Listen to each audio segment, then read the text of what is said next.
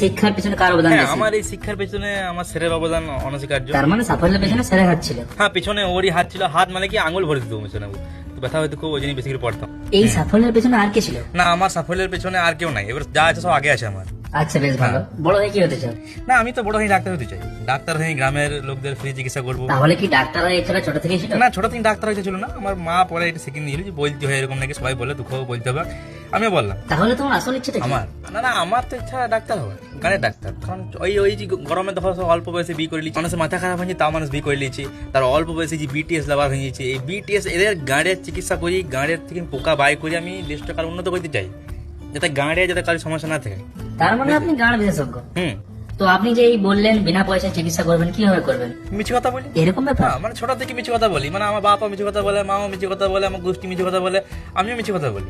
হ্যাঁ মানে সেবা করতে হবে, এবার করো না করা বড় ব্যাপার নয়, কিন্তু মিছে কথা বলো।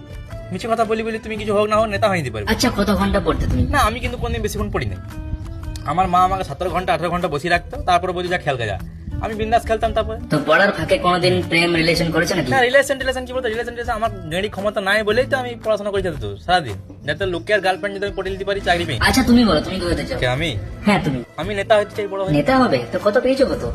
190। কিন্তু নেতা হতে গেলে তো পড়তে হবে।